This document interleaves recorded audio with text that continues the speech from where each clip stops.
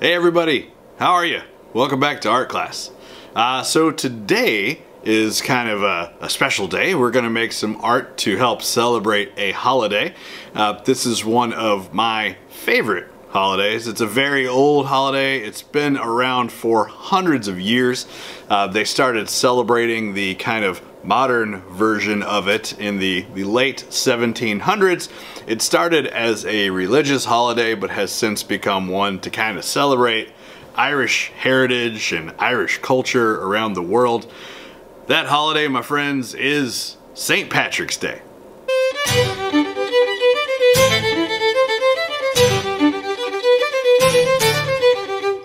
So today, as a way to kind of celebrate St. Patrick's Day, we are going to make some St. Patrick's Day art. And this is not like a big, tough project where we're learning a lot of new techniques and stuff like that. This one's just going to be kind of fun. Now, the project is based on an artist. The video up above was about this gentleman named Romero Britto. He is a very famous artist from Brazil. And his artwork is what we would call minimalistic. We would call it abstract. It's a lot of like simple shapes and lines and symbols and stuff like that. So we're going to look at just a few of examples of his artwork, which you will see pictures of down below.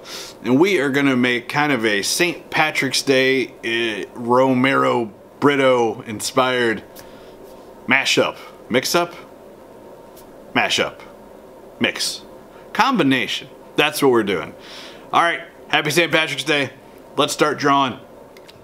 All right, guys, so for our project, you are going to need some paper, something to color with, because if you look at Mr. Britto's examples, all kinds of nice, bright colors, and something to draw with. Now, also, if you look at his example, you'll see that his different sections and patterns and stuff are separated, there we go, separated by real thick lines. Now, I'm gonna use this big giant Sharpie for those, just to kind of save time.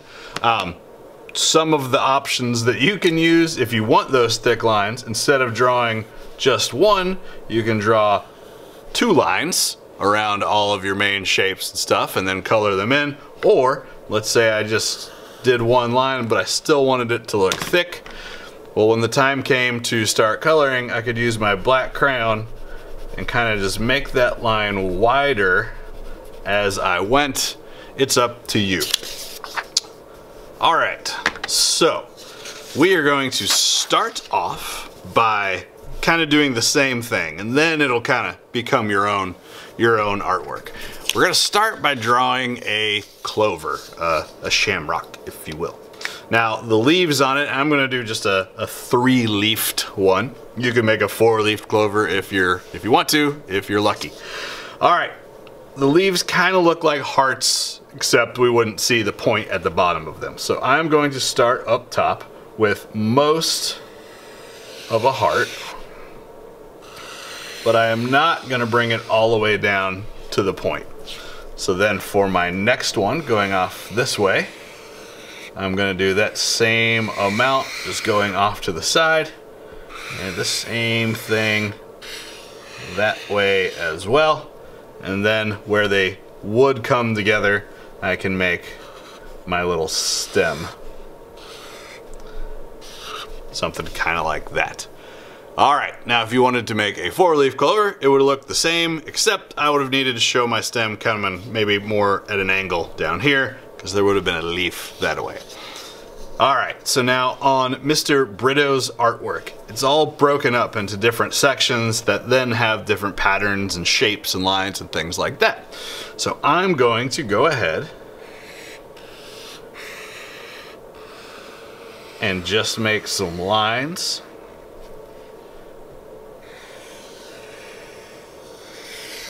That will kind of split this up into some different areas. You can use lines, you can use shapes, whatever you want to do to kind of break it up. Let's see, this is kind of a big space over here, so I'm gonna do something extra like that. And then I'm gonna go ahead and draw maybe even a couple smaller clovers on here. You don't really have to do this as long as you started with the clover. However you choose to divide your paper up is up to you.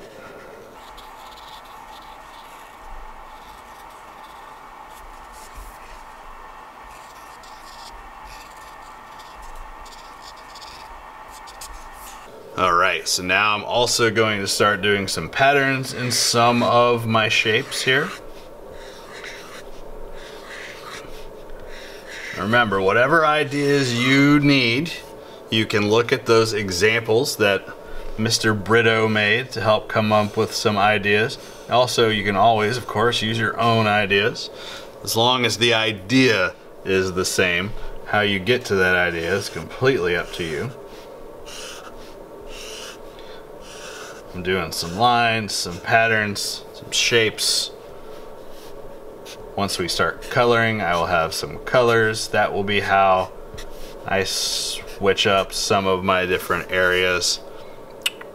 Let's see. This all looks kind of similar over here. So let me do something to change that up a little bit. And all right, I think that is good for this part. Okay, I am going to color. I'll do that real quick. Since this is St. Patrick's Day, I'm going to use a lot of greens, but just on the main clover part of this, and then I'm going to use a bunch of different bright colors on the outside of it to really give it that Romero Britto feeling. All right, here we go.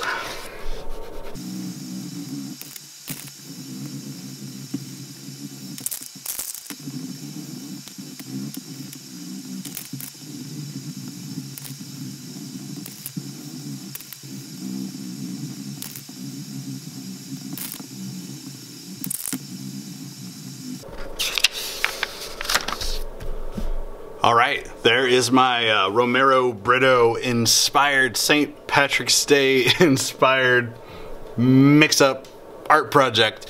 So again, as long as you start with a clover, a shamrock of some sort, and then break it up using lines and patterns, however you choose to finish it at that point, it's completely up to you.